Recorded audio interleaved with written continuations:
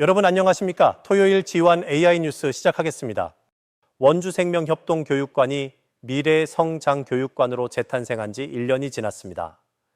영유아부터 노년층까지 다양한 경제 관련 교육의 중심 역할을 하고 있는데요.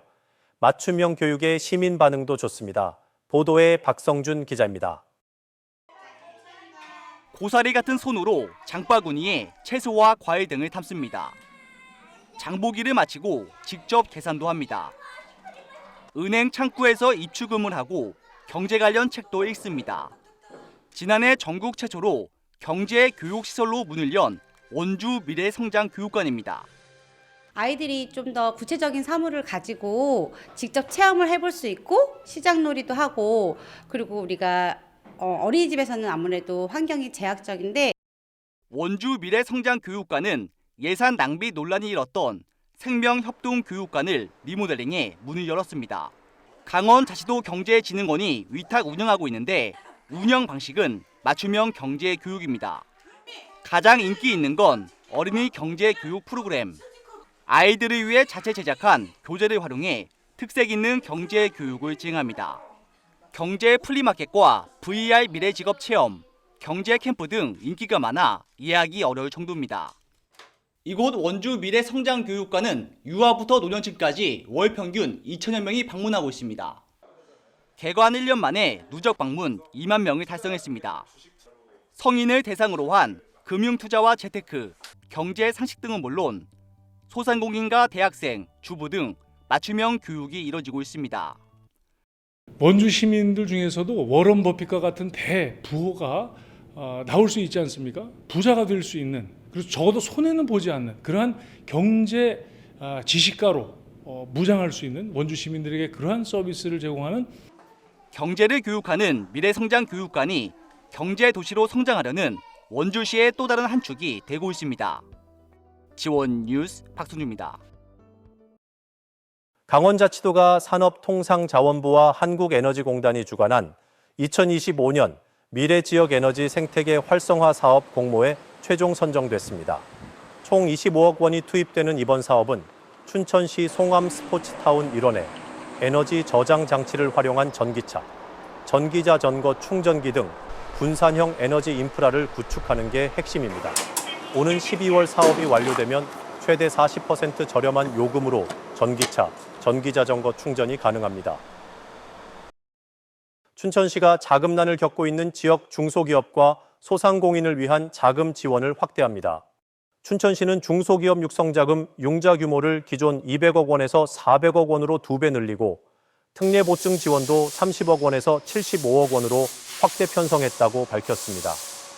지원 기간은 자금 소진 시까지며 최대 4년간 지원됩니다. 사치, 향락 업종은 지원 대상에서 제외됩니다. 강원FC가 2012년 이후 13년 만에 울산과의 원정 경기에서 승리했습니다. 강원FC는 오늘 울산 문수월드컵 경기장에서 열린 울산 HD와의 경기에서 2대1로 이겼습니다. 전반 16분 김강국이 울산 수비수와의 경합 끝에 선제골을 넣으며 앞서 나간 강원FC는 전반 막판 울산에게 페널티킥 득점을 내주었습니다. 하지만 후반 2분 신예 신민하가 김강국이 올린 크로스를 머리로 받아 골망을 흔들며 결승골을 뽑았습니다. 강호 울산을 상대로 승리를 거머쥔 강원FC는 이번 시즌 첫 연승을 기록했습니다. 하늘을 나는 자동차, 미래 도심항공교통인 UAM을 미리 체험해 볼 수 있는 라이징 포트가 전국 최초로 울산에 설치됐습니다. 영남 알프스와 대환감공원 등 울산의 대표 관광 명소를 실사로 구현된 영상으로 체험할 수 있어 울산의 새로운 꿀잼 요소가 될 걸로 보입니다. 네트워크 현장 UBC 김영환 기자의 보도입니다. SF 영화에서 나올 법한 비행체에 사람이 탑승하자 공중으로 떠오릅니다. 높이 4.4m, 폭 5.7m 크기의 스크린에 울산의 대표 명소인 태화강 국가정원이 펼쳐집니다. 풀 UHD, 3,300만 화소의 영상은 마치 실제 장소에 온 듯한 생생함을 구현합니다. 6분가량의 시간에 태화강 국가정원과 반구천 암각화, 영남알프스와 대양항공원, 울산대교 등 울산의 관광 명소를 한 번에 둘러볼 수 있습니다. 울산 하늘 날아다니는 것 같아서 재밌었고 이런 게 많이 생겼으면 좋겠어요. 미래형 모빌리티 실감 콘텐츠인 울산 라이징 포트가 전국 최초로 울산박물관에 설치됐습니다. 1m 상공에서 위아래로 움직이고 좌우로도 이동하는 미래형 모빌리티인 UAM을 미리 체험해 볼 수 있습니다. 앞면과 옆면, 아래까지 5면에 설치된 초고화질 스크린에 이음새가 없는 게 특징입니다. 체험자로 하여금 이곳에 실제로 와 있는 듯한 느낌을 주기 위해서 그런 이음매 없는 그런 디스플레이를 구성을 하게 됐습니다. 디지털 기술이 융합된 미래형 교통체계를 체험할 수 있어 울산의 새로운 재미 요소가 될 걸로 보입니다. 하늘을 나는 자동차 UAM을 타고 울산 주요 명소를 실감 영상으로 체험할 수 있습니다. 꿀잼 도시 울산의 새로운 관광 상품이 될 것으로 기대합니다.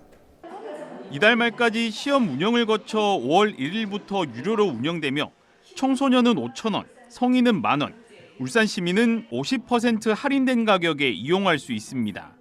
UBC 뉴스 김영환입니다. 강원자치도 소방본부가 키오스크형 무인 심폐소생술 교육장을 설치해 운영합니다. 무인 교육장에선 강사의 도움 없이 영상을 보고 심폐소생술을 따라하며 배울 수 있습니다. 도내 교육장은 춘천 반다비 국민체육센터, 원주 소금산 그랜드밸리, 강릉 시립모루도서관, 양양 국민체육센터 4곳입니다. 불법 체류 태국인에게 성매매를 강요하고 이를 거부하고 도망간 피해자를 감금 협박한 마사지 업소 사장에게 실형이 선고됐습니다. 춘천지법 형사 2부는 영리약취와 채권추신법 위반 혐의로 기소된 61살 A씨에게 징역 1년 6개월을 선고했습니다.